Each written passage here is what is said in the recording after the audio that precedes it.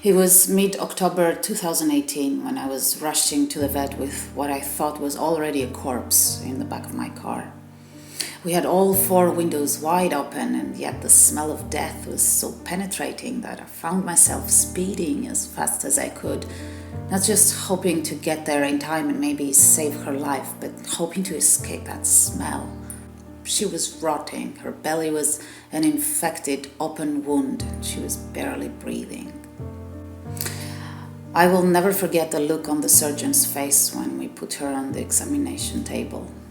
Saving her life was going to be a challenge. We all knew that.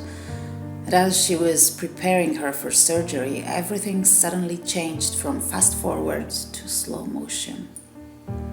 Suddenly I could see her face, her beautiful eyes, her resignation, her trust, her past, and what I was hoping would be her future. Future.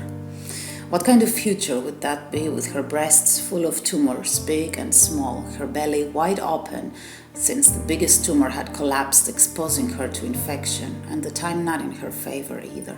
Lydia was not young.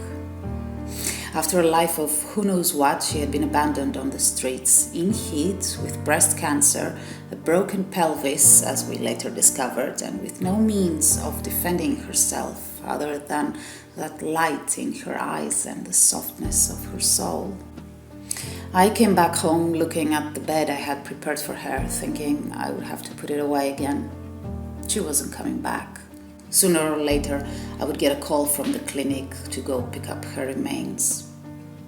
And the phone call did come, and Lydia had survived the surgery. She was recovering from the infection.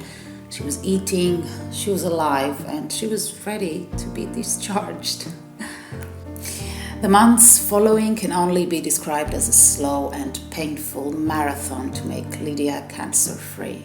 Endless hours of home care, weeks after weeks of her wearing protective cones and cute outfits that would keep her body warm and her belly protected. Every time she would recover from one surgery, we had to arrange the next one with everything that this implicated. Endless checks and stitches and more checks and more surgeries and more recoveries and a constant back and forth to the vet that seemed never-ending. Lydia took all that in with the patience of a saint. I was helping her and she was helping me help her, with her stoic manners and her soft temper and her loyalty and faith. Her faith in life, in all the small things, the insignificant things, the things within the day that make you smile at the fact that you are alive. Between surgeries, after the first few days of recovery, we would take Lydia to the park and let her run free. And oh, did she make the most of it! Despite her years and despite her broken pelvis and everything she had been through. As quiet and as practically invisible as she was at home, she would transform in the park. It's as if she was 2 dogs in one, making the most of all situations she was in. And when she was running, it was as if she was rushing to catch up with everything she had missed. As if this was the first time she was running, or the last. And the weaker her legs seemed, the faster she would run, as if she was drawing energy from something invisible she had within. Months later, after a full mastectomy, Lydia was finally cancer-free. My question of how much time she had left and what were the chances that the cancer came back was answered by an honest, "We have no way of knowing that." And with that sweet insecurity, I kissed her goodbye at the airport one day, hoping that she would leave some of her softness in me before she flew home. And home is where Lydia remained Lydia. She now passes on her softness to her forever people, just like she did to me.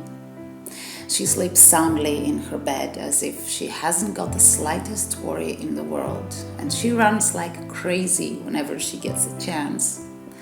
It's as if she is inhaling life and everything about life, from the smallest moments to the most uplifting ones, making the most of every day, every single moment. She swims. She swims and then she pushes her body to climb up to shore, and she succeeds. She succeeds with everything she does, even though she sometimes looks like she is about to fail miserably. But she doesn't. She just doesn't fail. Lydia would have died, but somehow she didn't. She transformed her own weakness into strength, and she didn't just not die, she lived to thrive. They say that you only live once, but that's not true. You live every day and you only die once. But why does that even matter really, if you have lived so much?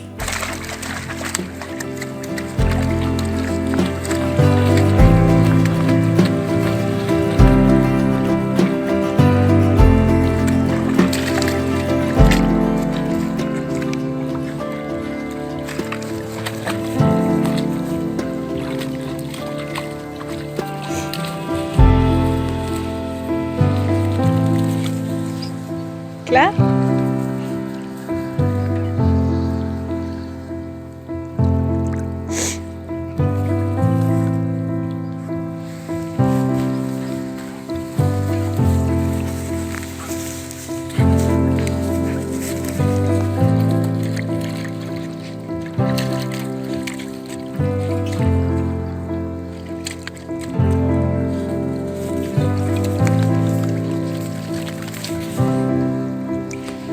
Nou, dan gaan we weer.